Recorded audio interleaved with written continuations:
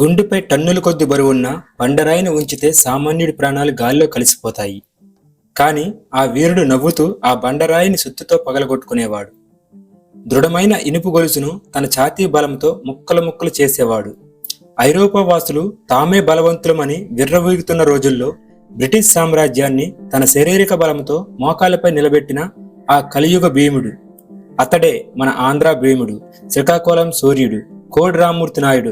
Britain రాజు అయిన 5వ king George సైతం ఎవరి భారతీయుడని నోరెళ్లబెట్టేలా చేసిన రికార్డు ఆయన సొంతం.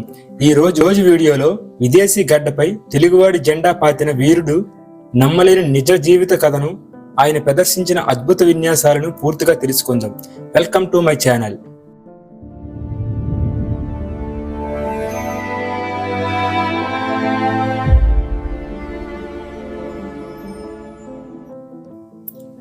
కోడి రామ్మూర్తి గారు 1882 నవంబర్ 3న ఆంధ్రప్రదేశ్ శ్రీకాకుళం జిల్లాలో వీరఘట్టం గ్రామంలో జన్మించారు. ఆయన చిన్నతనంలోనే తండ్రి వెంకన్న గారి పెంపకంలో పెరిగారు. అయితే రామ్మూర్తి గారికి చిన్నప్పటి నుంచి చదువు అస్సలు బుర్రకెక్కేది కాదు. క్లాస్ రూమ్లో కూర్చోవడం కంటే బడికి వెళ్లకుండా అడవుల్లో తిరుగుతూ జంతువులతో ఆటలాడడం అతడికి ఇష్టంగా భావించేవాడు. కొడుకు చదువుకోకుండా గాలి తిరుగులు తిరుగుతున్నాడని తండ్రి ఆయన్ను విజయనగరంలో ఉన్న బాబాయ్ దగ్గరకు పంపించేశారు. కానీ అక్కడ రామ్మూర్తి గారి జీవితం ఊహించిన మలుపు తిరిగింది. విజయనగరంలోని వ్యాయామ కేంద్రంలోని కుస్తీ పోటీలు ఆయన్ని విపరీతంగా ఆకర్షించాయి. అక్కడే ఆయన ప్రసిద్ధ గురువుల దగ్గర కర్రసాము, కత్తిసాము, కుస్తీ మరియు యోగాసనాలతో కఠినమైన శిక్షణ తీసుకున్నారు. శరీరాన్ని ఇనుములా మార్చుకున్న రామ్మూర్తి గారు ఆ తరువాత మద్రాసు వెళ్లి ఫిజికల్ ట్రైనింగ్ కోర్సు పూర్తి చేశారు. విజయనగరం హై స్కూల్లో పీటీ టీచర్గా చేశారు. ఆయన విద్యార్థులకు కేవలం ఆటలే కాదు, దేశభక్తిని కూడా నింపేవారు. భారతదేశం పరాయి పాలనలో ఉండటానికి కారణం మన దేశంలో శారీరక బలం, ఐక్యత లేకపోవడమే అని ఆయన నమ్మేవారు. అందుకే యువత అంతా బలంగా తయారవ్వాలని పిలుపునిచ్చారు. రామ్మూర్తి గారి బలానికి రహస్యం కేవలం వ్యాయామం మాత్రమే కాదు, ఆయన చేసిన కఠినమైన బ్రీతింగ్ ఎక్సర్సైజ్. శ్వాసను నియంత్రించడం ద్వారా శరీరంలో అపారమైన శక్తిని ఎలా సృష్టించాలో ఆయన సాధన చేశారు. ఈ శక్తే ఆయన్ను రాబోయే రోజుల్లో ఒక లెజెండ్గా మార్చింది. ఉద్యోగం వదిలేసి రామ్మూర్తి గారు ఒక సర్కస్ కంపెనీ ప్రారంభించి దేశవ్యాప్తంగా ప్రదర్శనలు ఇవ్వడం మొదలుపెట్టారు. ఆయన చేసిన విన్యాసాలు చూసి జనాలు పిచ్చెక్కిపోయేవారు. దృఢమైన ఇనుపు గొలుసును ఆయన ఛాతీకి కట్టేవారు. ఆయన గట్టి శ్వాస పీల్చి ఛాతీని ఉప్పొంగించగానే ఇనుపు గొలుసు ముక్కలు ముక్కలుగా తెగిపోయేది. అతడు నేలపై పడుకుంటే ఆయన ఛాతీపై ఒక చెక్క పలక వేసి దానిపై 5 టన్నుల బరువున్న ఏనుగును 5 నిమిషాల పాటు నిలబెట్టేవారు. అయినా అతనికి ఏమీ అయ్యేది కాదు. అంతేకాదు, 2 వైపులా 2 కార్లు గొలుసులతో తన చేతులకు కట్టుకునేవాడు. ఆ కార్లు ఎంత యాక్సిలేటర్ చేసినా ఇంచు కూడా కదలకుండా అలాగే పట్టి ఉంచేవారు. ఇలాంటి ప్రదర్శనలతో రామ్మూర్తి గారి పేరు దేశవ్యాప్తంగా మారుమోగిపోయింది.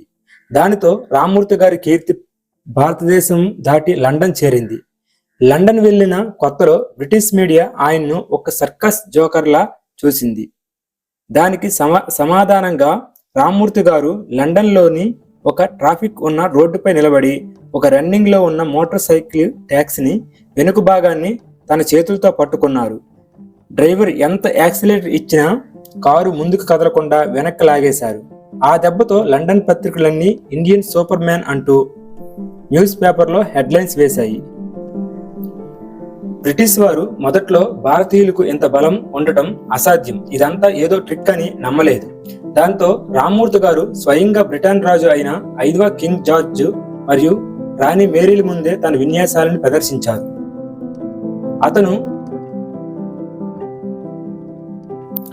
రామ్మూర్తి గారి ఛాతీ పైన ఏనుగు నిలబెట్టిన విన్యాసం చూసి బ్రిటిష్ రాజు సీట్లోంచి లేచి నిలబడ్డాడు. రామ్మూర్తి గారి శారీరక బలానికి ముగ్ధుడైన కింగ్ జార్జ్ ఆయనకు ఇండియన్ హెర్క్యులేస్ మరియు కలియుగ భీమా అనే బిరుదులను ఇచ్చి సత్కరించాడు. ఒక శ్వేత జాతీయుడు ఒక భారతీయుడి కాళ్ళ దగ్గర కూర్చొని సత్కరించడం అనేది ఆ రోజుల్లో ఒక చరిత్ర. చాలా మందికి ఆయన లండన్ వెళ్లడమే తెలుసు, కానీ ఆయన జపాన్ కూడా వెళ్ళాడు. అక్కడ స్థానిక మార్షల్ ఆర్ట్స్ కేవలం నిమిషాల వ్యవధిలో మట్టి కరిపించారు. ఆ దెబ్బకు జపాన్ ప్రజలు ఆయనకు ఫ్యాన్స్ అయిపోయారు. వీధుల్లో ఆయనను ఊరేగించారు. అంతేకాదు, స్పెయిన్ దేశంలో ఎద్దులతో పోరాడే ప్రమాదకరమైన క్రీడ ఉంది. అక్కడికి వెళ్ళినప్పుడు రామ్మూర్తి గారిని అక్కడ స్థానికులు ఛాలెంజ్ చేశారు.